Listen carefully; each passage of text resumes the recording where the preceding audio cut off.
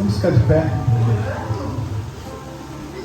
Eu queria que quem puder fazer essa declaração comigo, levante a sua mão e diga assim, ó: Jesus Cristo é o meu Senhor, e Salvador, para hoje e sempre eternamente.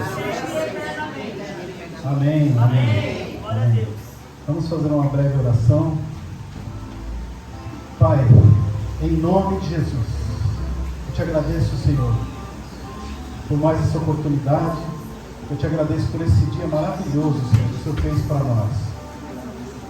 Eu te agradeço pela vida de cada um que está aqui nessa manhã, porque puderam chegar até aqui, Senhor, para ouvir a Tua palavra, para cultuar a Ti, Senhor. Eu te agradeço também, Senhor, por aqueles que não puderam estar presentes por algum motivo, mas eu sei que o Teu braço, a Tua mão, o Teu Espírito os alcança onde eles estiverem. Eu quero te pedir, Senhor, que eu seja apenas um canal para transmitir a Tua palavra nessa manhã. Em nome de Jesus, é o que eu te peço, Senhor, e te agradeço. Amém e amém.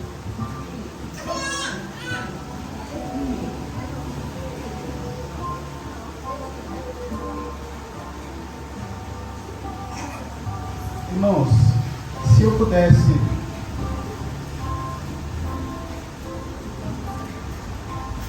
antes de eu começar a mensagem, eu queria dizer que eu amo a Jesus, mas antes disso ele me mostrou um filme. E nesse filme ele não falou, diga que me ama. Não. Nesse filme ele mostrou para mim várias situações da minha vida. Ele me mostrou o quanto ele me ama. Por situações da vida que ele não falou, mas que ele fez ao longo de toda a minha trajetória. E muitas vezes eu nem estava pensando, mas ele estava fazendo. E essa semana até comentei, algumas pessoas até ouviram uma frase que o Silvio Santos disse, que ele falou assim, que não existem coincidências. A coincidência é a ação, uma ação de Deus em que Ele não quer aparecer. E foi assim que Ele fez comigo. Essa é a minha primeira declaração. E eu vou fazer uma declaração pública aqui para todos vocês. Vocês sejam minhas testemunhas, né? Eu quero dizer para minha esposa que eu te amo.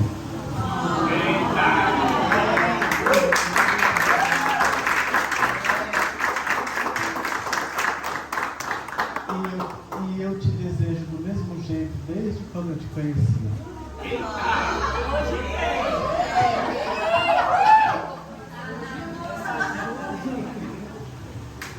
E eu sou professor aqui na escola, eu quero que os homens sigam os meus passos.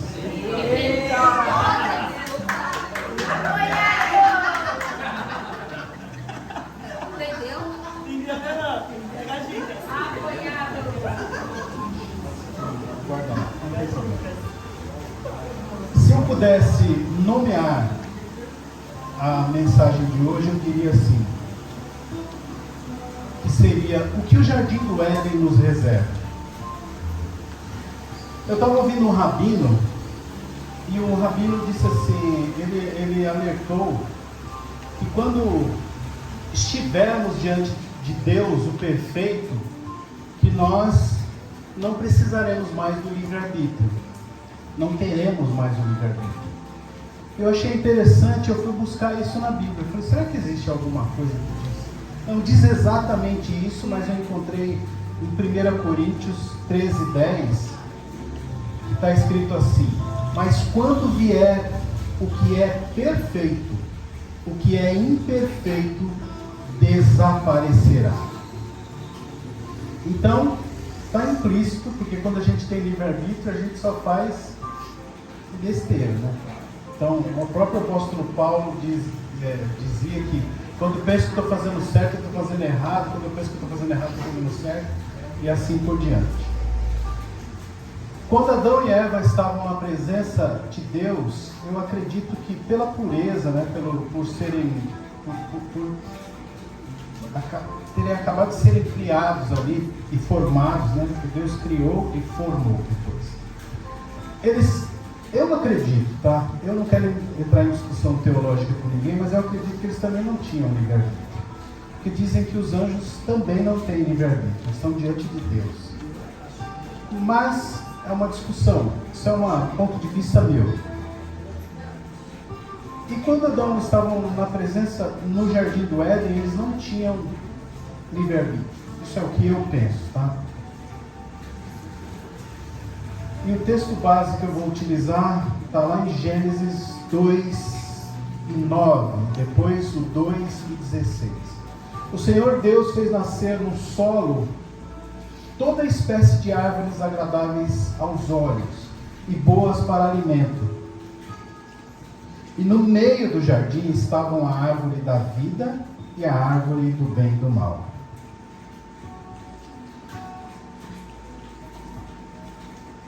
Gênesis 2:16, e o Senhor deu a seguinte ordem ao homem. Deus tem dado ordem para vocês? Ele deu uma ordem aqui. Contudo, e o Senhor deu a seguinte ordem ao homem: comerás livremente o fruto de qualquer espécie de árvore que está no jardim. Contudo, não comerás da árvore do conhecimento do bem e do mal, porque no dia em que comeres, com toda certeza morrerás. Notem que Jesus Cristo, ele chama a atenção, a nossa atenção, quando ele fala assim, ó, vocês erram porque vocês não analisam as Escrituras. E o que ele disse aqui, eu quero que vocês repitam comigo. Contudo, não comerás da árvore do conhecimento do bem e do mal. Porque no dia em que comeres, com toda certeza, morrerás. Morrerás é uma palavra que está no futuro?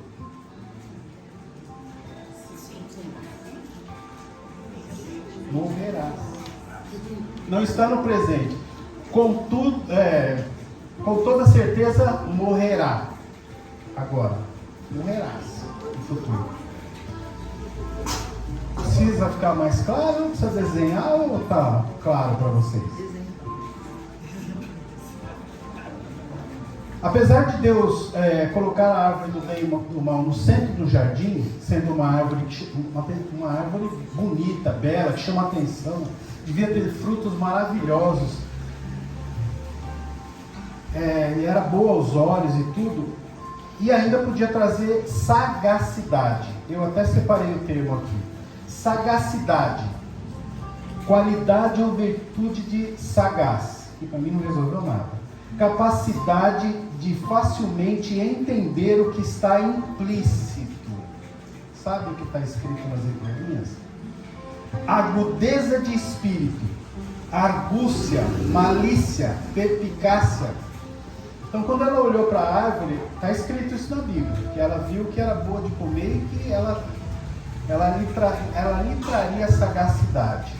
Mas falando em termos alegóricos, era uma árvore bonita e tal, mas além de ser bonita, de a gente gostar de estar ali perto dela olhando, porque a Eva estava lá olhando, além disso, Deus colocou lá, tinha nessa árvore lá uma cobra, uma serpente. Não quero entrar na discussão teológica aqui, se é diabo, se não era, o que os judeus falam a respeito. Para os judeus aquela cobra não era o diabo, para os judeus aquela cobra era um guardião. Mas imaginem vocês, tem uma árvore linda, frutos lindos, e a pessoa estava onde? E ela estava colocada onde essa árvore? No meio do jardim. E a mulher estava lá, na hora errada, no local errado, e ainda, além da árvore toda chamar a atenção dela, né, atrair, ainda tinha uma cobra que fala. Opa, peraí, ser humano Com a cobra que fala, ele vai falar, opa! E a cobra ainda chamou a atenção dela, falou assim, o que foi mesmo que ele disse? Se você comer da árvore, você vai morrer? Certamente você não vai morrer. E a cobra estava certa, porque ela estava falando no presente. Certamente você não vai morrer, mas você vai ficar igual a Deus. Só que ela não falou a amplitude do ser igual a Deus. Ser igual a Deus no sentido de conhecer o bem e o mal. E aí a mulher, por isso a todos vocês, cuidado com os pensamentos que estão rondando o seu coração. Cuidado com aquilo que você não pode expor, porque de certa forma isso é um pensamento que está em trevas. Cuidado quando a dúvida bater no seu coração, porque essa dúvida pode ser uma dúvida do Espírito Santo de Deus querendo te alertar. Não é por aí não, não vai por aí não.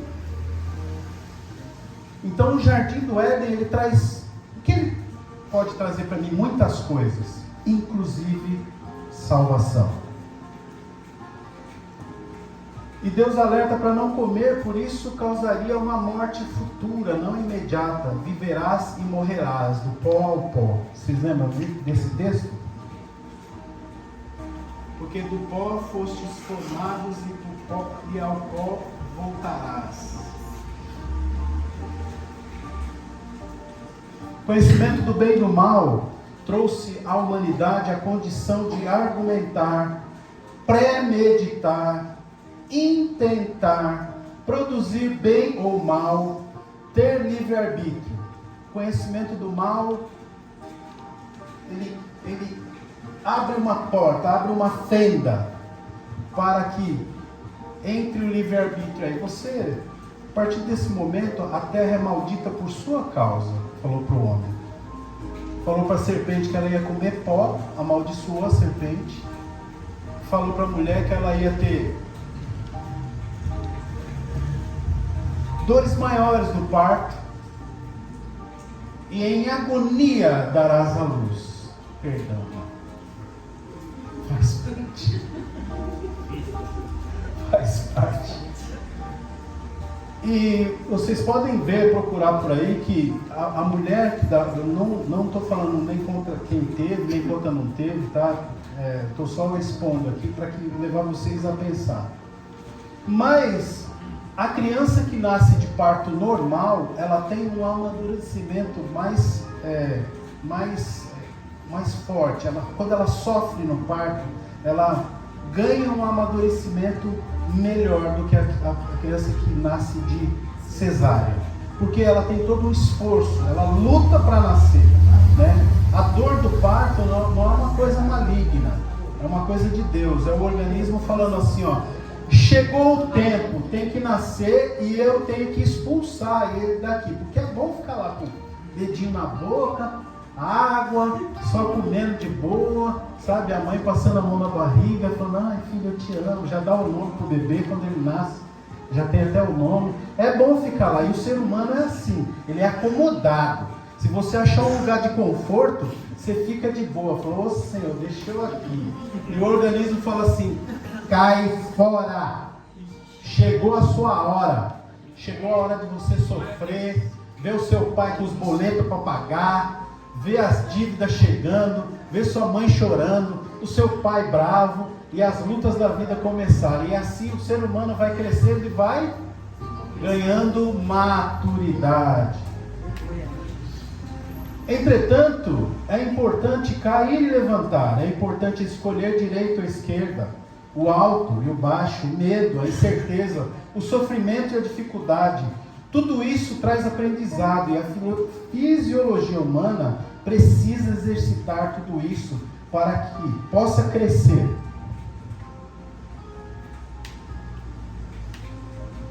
Em sabedoria, em inteligência, e descobrir que Deus criou e deixou encoberto, e através do livre-arbítrio, curiosidade da experiência, entre o erro e o acerto, o ganho e a perda, caminharmos, aprendermos, isso é importantíssimo para o homem e para a mulher, provenientes do pó, que nasceram grandes em estatura, estou falando de Adão e Eva, porém, sem experiência humana. Adão e Eva, Deus não fez os dois da mesma forma. Adão, ele fez o boneco de barro, de argila, soprou nas suas narinas e ele já nasceu grande, mas era uma criança, não tinha experiência nenhuma.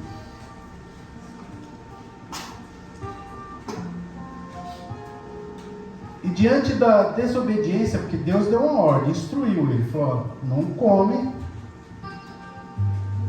Deus já sinaliza com o primeiro sacrifício de animais, produzindo roupas de pele de animal, pois estão nus. Gênesis 3:21. Fez Yahvé, Deus, túnicas de pele, e com elas vestiu Adão e Eva, sua mulher. Então, diante do pecado, Deus já sinaliza com o sacrifício. Porque quando aconteceu toda essa história que é narrada aqui, né, quando eu fiz teologia, eu e minha mulher, a gente entrou em choque, porque falava assim, isso é um texto mitológico e tal, mas sem querer entrar nesse âmbito, quero dizer que, ainda que seja mitológico, ainda que tenha figuras alegóricas, é de uma sabedoria tremenda esse texto, e ele aponta para o enriquecimento humano. Então a gente tem que entender que Deus, ele fez um sacrifício gigante. Ele sabia que o ser humano ia dar problema, ele sabia que o ser humano ia cometer erros, mas ele também cria uma fisiologia que necessita desses erros para a pessoa saber o que é bem e o que é mal. Como que eu vou saber se Deus é bom se eu não tenho ideia? Você não tem ideia do que é bem ou mal. Foi por isso que eu disse para vocês que quando passou o filme na minha cabeça, de coisas que aconteceram na minha vida, eu me senti amado por Deus. Porque diante da agonia, e isso é um recado para todos vocês, diante da agonia, diante da dor, diante da dúvida, diante de situações que vão te levar a quase perder a cabeça, saiba que mesmo em pecado, mesmo que depois que o homem pecou e foi expulso do Éden, Deus nunca deixou de ser companheiro, Deus nunca deixou de estar presente, Deus nunca deixou de usar pessoas, e Ele gosta disso. Nós estamos todos interligados uns com os outros. Por isso que Jesus Cristo, ele alerta: não julgueis para não ser julgados, não meça para não ser medido. E tudo que você semear, cada sementinha que você lançar, saiba que você vai colher de volta. Só que você planta uma espiga de milho, você colhe um pé inteiro, porque alcança outras pessoas. Quando você fala mal de alguém, essa conversa se multiplica e alcança várias pessoas. E quando você colhe de tudo que você fez. Então você planta um pouquinho e colhe um montão. Jesus Cristo usava essa linguagem agropastoril porque era mais fácil para pessoas, para pescadores, para pessoas simples. Jesus Cristo, em vez de falar em linguagem física quântica ou física newtoniana, ele falava em termos agropastoris. Porque ele é e ele sempre será o eu sou. Então,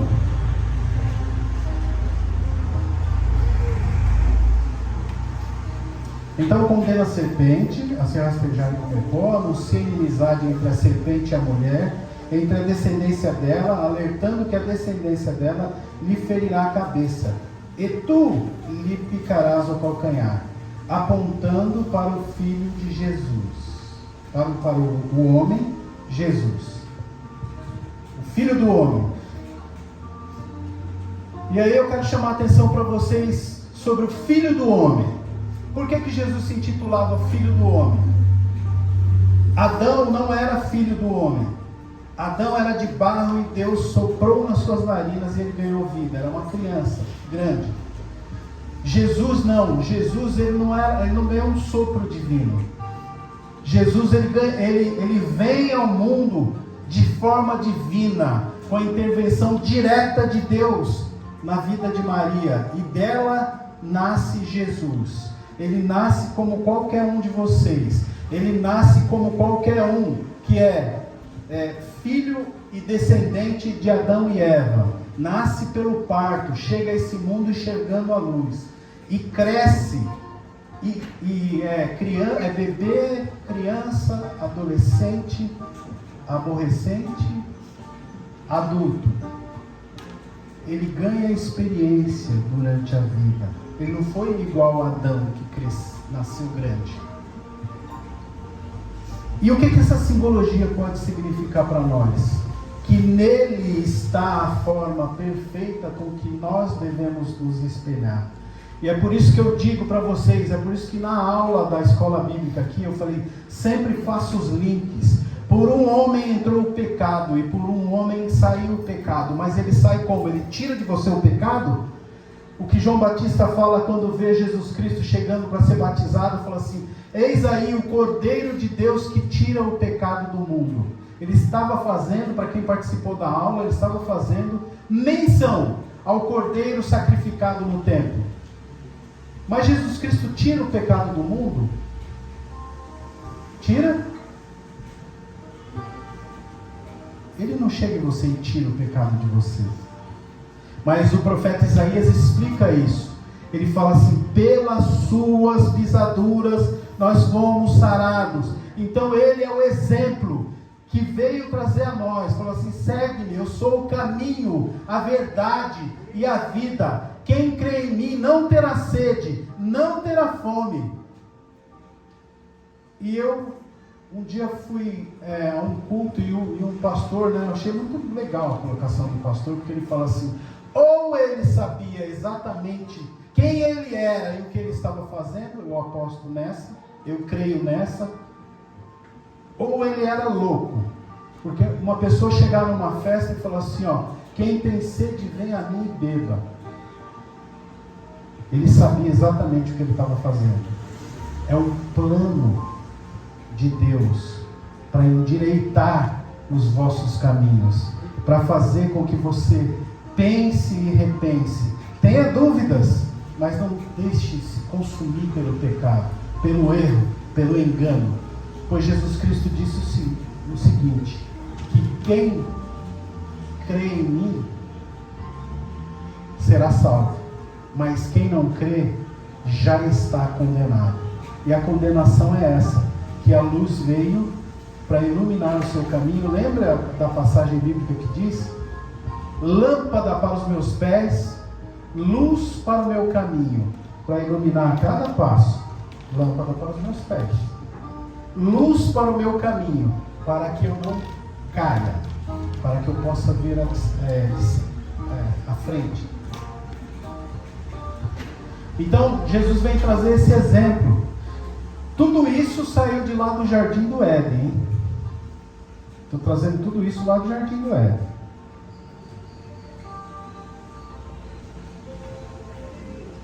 Amaldiçoa a terra, pois nós somos feitos de terra e ela se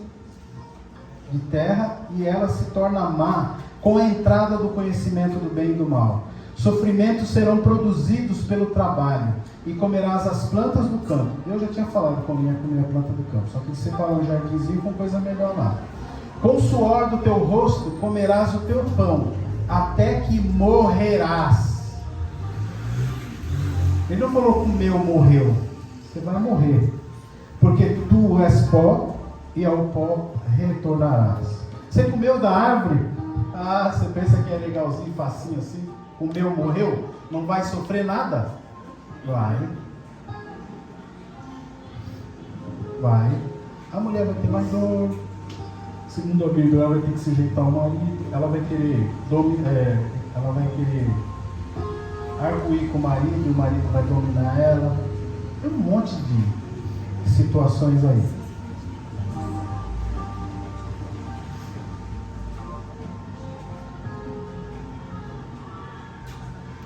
Depois de tudo, Deus, depois de tudo, salienta a importância de não permitir agora que o homem lance mão do fruto da árvore da vida, para que não viva eternamente imperfeito.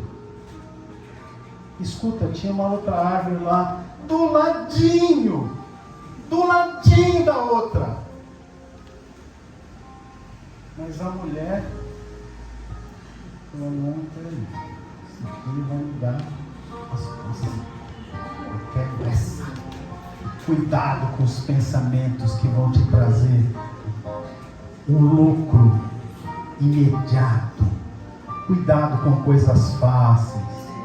Cuidado com situações que vão te levar para situações que vão complicar a sua vida. Cuidado com esse negócio assim, eu quero ser feliz. Cuidado! Muitas vezes, na ânsia de ser feliz, a vida lhe produzirá abrolhos e espinhos e cargos. Vai ser difícil. Vocês querem um exemplo disso? Uma pessoa que achava que... Eu li isso, eu fiquei espantado. Eu li isso e fiquei... O apóstolo Paulo, antes de ser apóstolo Paulo, o grande Saulo, doutor da lei também, que perseguia os cristãos, quando tem um encontro com Jesus, a caminho de Damasco, que ele cai do cavalo. Gente, deixa eu dizer uma coisa para vocês. Antes de cair do cavalo, você vai ouvir uma voz doce e suave que vai te trazer uma situação difícil. Jesus falou para ele assim, ele viu um clarão assim, e a voz dizendo: Saulo, Saulo, por que me persegues? Duro é para ti recalcitrar contra os meus aguilhões. Você sabe o que significa isso? Alguém sabe? Se souber, pode falar. Sabe? Sabe, pastor? Aguilhão é um ferrão, como se fosse uma seta de ponta, às vezes de madeira, às vezes ponta de ferro. E o cavalo, muitas vezes, ele era cutucado com aquilo e ele batia com o casco. E quando ele fazia isso, ele se machucava todo. Olha o termo que Jesus falou para Saulo, que depois virou Paulo: duro é para ti recalcitrar contra os meus aguilhões. Ele tinha acabado de ver a morte de Estevão. E olha o contrário, que legal que é, maravilhoso. Estevão estava sendo apedrejado e não reclamou não. E resumiu a Bíblia inteira para aquelas pessoas. E olhou para o céu tomando pedrada e falou assim: eis que vejo os céus abertos. E o Filho de Deus sentado à destra do Pai. E as roupas dele foram jogadas aos pés de Saulo. Ali começou a ferver na cabeça dele o Evangelho, que depois alcança o coração. E mesmo assim, a humanidade vive entre erros e acertos, mas sempre com a presença de Deus, se relacionando, tentando com a humanidade alianças, mas elas são infrutíferas por parte do homem. Porém, Deus sempre aponta para uma esperança, que é Jesus. E eis que vem o unigênito do Pai. Unigênito significa o único assim gerado. Não teve outro e não terá outro. O único assim gerado, nascido de mulher, como qualquer um dos filhos descendentes de Adão e Eva. Nasce não adulto como Adão, mas desde o ventre da mãe proveniente de Deus.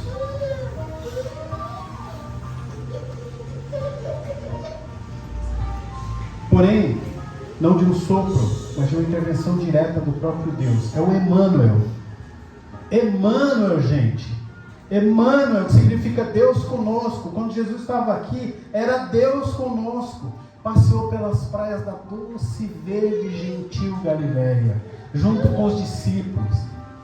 Eles gostaram de andar com ele, de comer com ele, de dormir com ele. Era bom estar com ele. 5.000 pessoas ouvindo ele, sem microfone.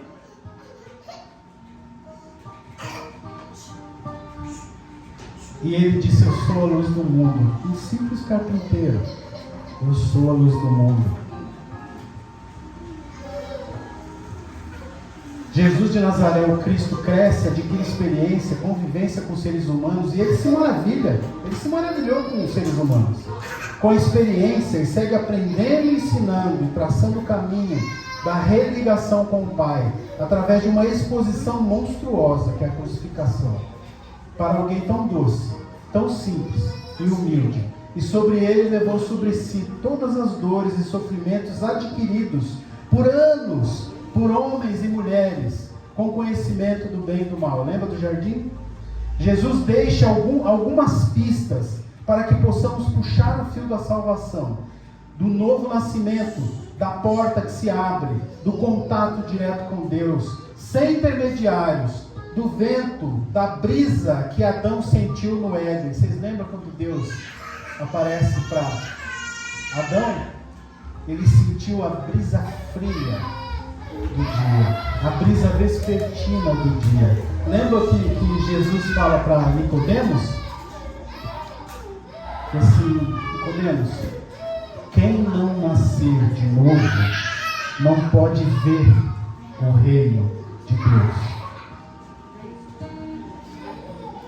Aí Nicodemos, com o perdão da expressão, irmãos, eu sei que é um termo chulo, mas eu vou falar para vocês. Nicodemos meteu o louco, falou: mas como isso, Senhor? Mas como é isso, Senhor? Como é que eu posso entrar no ventre voltar para o ventre da minha mãe? Aí Jesus falou assim: ô Nicodemos, você é mestre, você me meteu o louco para cima de mim? Aí Jesus fala assim, Nicodemos, nascer de novo é assim, é como o vento. Lembra do vento? A brisa vespertina,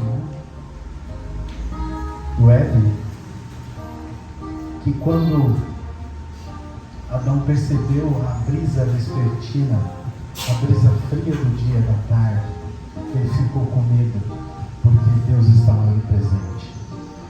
E Jesus fala assim: nascer de novo é assim. Lembra de Adão e Eva? Para você ver o reino, você tem que nascer de novo. Para você ver o reino, você tem que ser como uma criança. Lembra que Adão pecou? Que errou, que não obedeceu a ordem? E que era uma criança? Então, para nascer de novo, você tem que ir lá, sentir aquela brisa de novo e ser como uma criança ingênua, para você poder ver o reino dos céus. Vocês estão vendo aí alguns toques? O fio da salvação sendo puxado aí.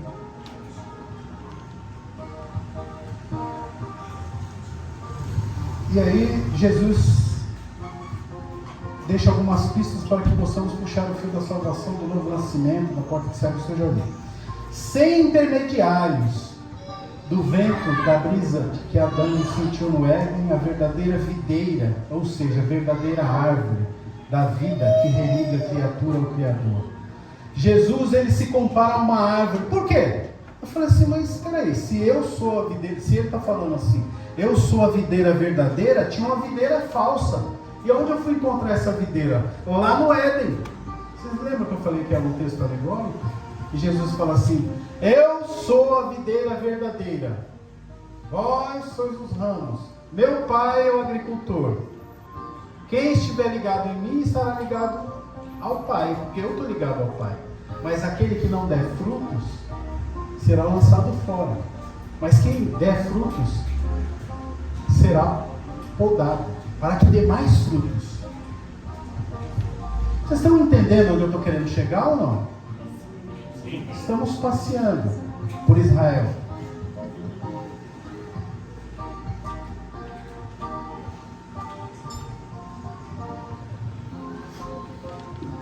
Aí eu falei religa a criatura ao Criador, nos fazendo co-herdeiros em Cristo, podendo ser chamados filhos de Deus. A nossa herança, a aliança é feita através de Cristo.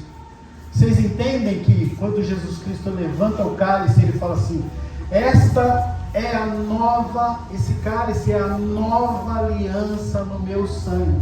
Fazer isso todas as vezes que beberdes em memória de mim. O texto jurídico diz o seguinte: para alguém receber uma herança, o que tem que acontecer com quem fez o testamento? Tem que morrer. Para que você receba a herança, o testador tem que morrer. Foi por isso que Jesus morreu, para que nós pudéssemos ser co-herdeiros com Ele. Para Moisés, Deus deixa um vazio a ser preenchido. Quando Moisés o indaga: quem és tu, Senhor? E Deus responde: eu sou quem sou. E completa dizendo a Moisés: diga que o eu sou te enviou. Êxodo 3, do 3 ao 14. Porém, a compreensão judaica para esse texto é: eu serei quem serei. Ou seja, eu serei o que você precisar que eu seja. Depois de toda a história profetizada, depois dos sinais e maravilhas, reis, profetas e sacerdotes, se cumpre a profecia que foi dada pelo profeta Isaías, em Isaías 9, versículo 6, que diz assim: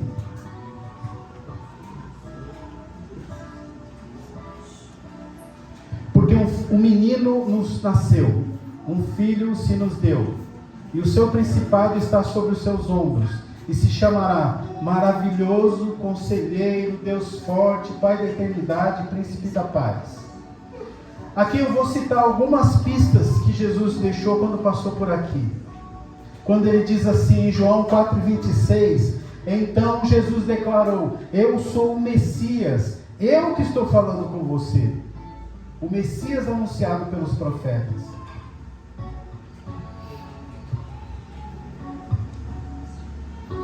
Em João 6,35, então Jesus declarou: eu sou o pão da vida, aquele que vem a mim nunca terá fome, aquele que crê em mim nunca terá sede. Lembra do louvor que foi tocado aqui? Em João 8, 24 e 25, eu disse que vocês morrerão pelos seus pecados. Ou seja, tudo que deixa você em trevas, tudo que deixa você na obscuridade, tudo que não pode ser trazido à luz, é pecado. E vocês morrerão nos seus pecados se vocês não crerem na luz. E a luz quem é? A luz que ilumina os seus passos, a luz que ilumina o seu caminho. A luz é Jesus.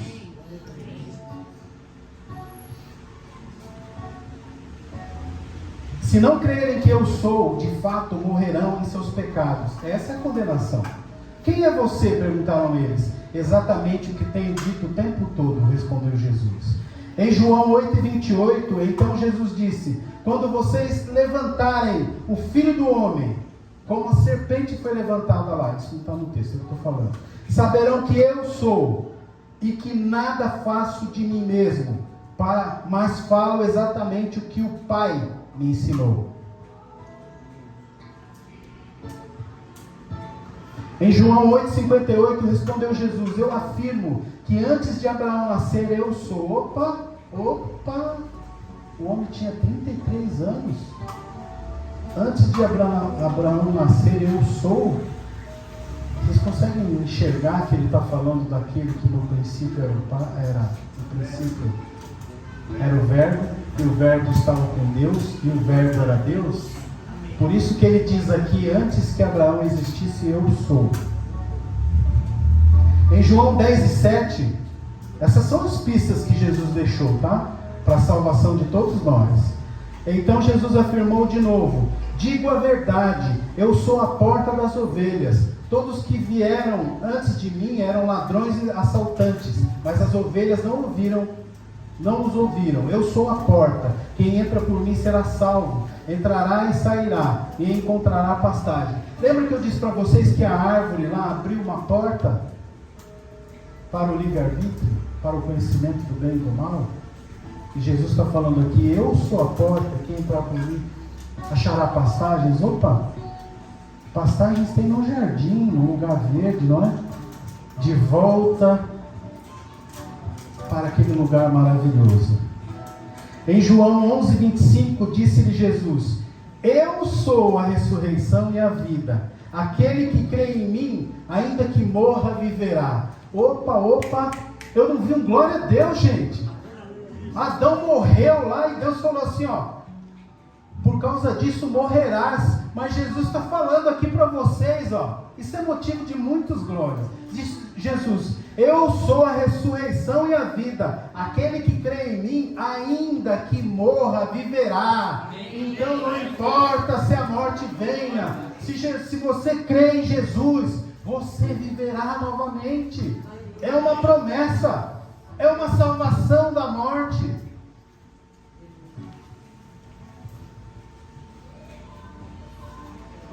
Em João 13:19, estou dizendo antes que aconteça, a fim de que quando acontecer vocês creiam que eu sou.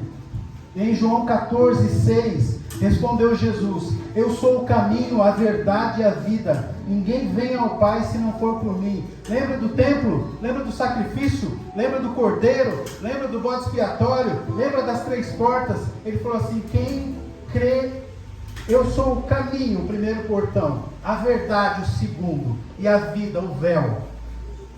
Aquele que crê em mim nunca mais morrerá, porque vai alcançar o Pai. O caminho está aberto.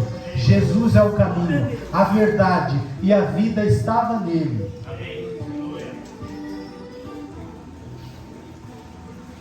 Em João 15, do 1 ao 12. Pode colocar aí, Letícia, que eu não coloquei tudo. Eu sou a videira verdadeira.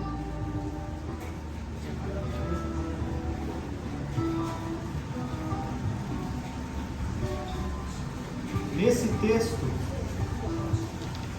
eu sou a videira verdadeira e meu pai é o agricultor e vós sois os ramos. Ele está religando aquele que acredita em Jesus, aquele que acredita nas suas palavras.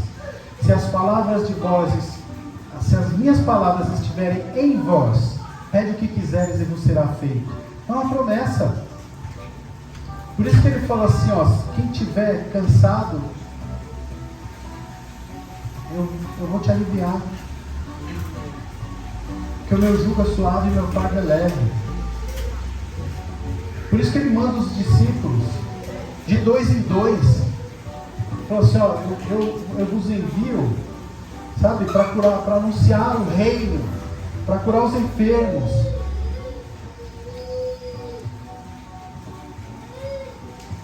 Em João 8:12, falando novamente ao povo, Jesus disse: eu sou a luz do mundo, quem me segue nunca andará em trevas. Ou seja, Jesus está tirando o pecado do mundo aqui, porque o pecado é estar em trevas, é estar escondendo coisas, é fazer coisas às escondidas, tramar coisas escondidas, é treva. E Jesus está falando assim: quem vem a mim,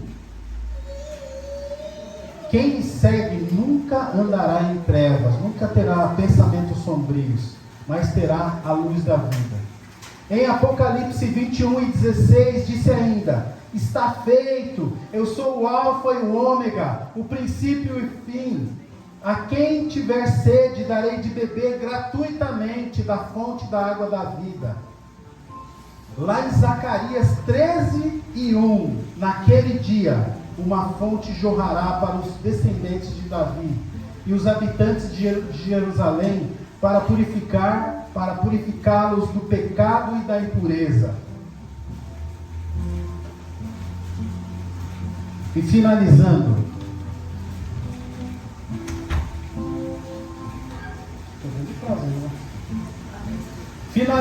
em Apocalipse 7:16 e 17.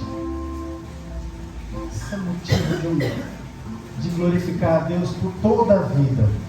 Está escrito assim: nunca mais terão fome, nunca mais terão sede, não os afligirá o sol, nem qualquer calor abrasador, pois o Cordeiro está no centro do trono, será o seu pastor, ele os guiará às fontes de água viva, e Deus Jesus enxugará dos seus olhos toda lágrima.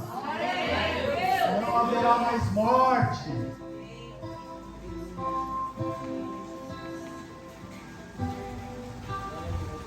Viu? O que tinha para vocês e para nós, para mim e para nós todos, lá no Jardim do Éden, o que tinha reservado lá? As grandes maravilhas de Deus.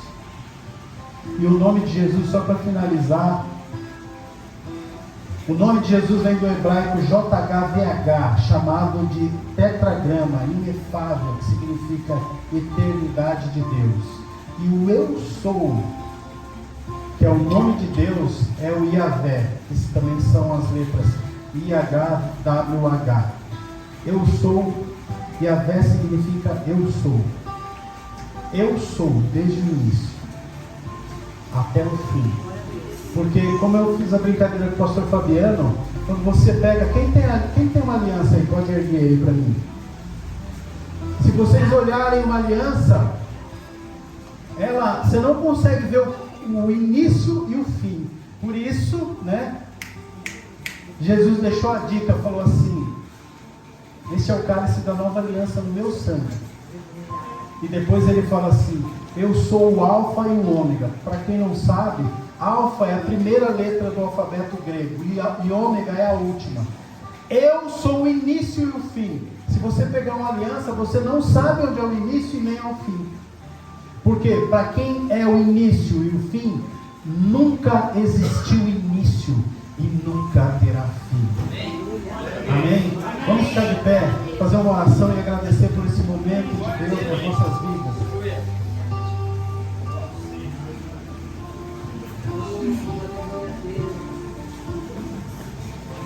Senhor, meu Deus e meu Pai, diante do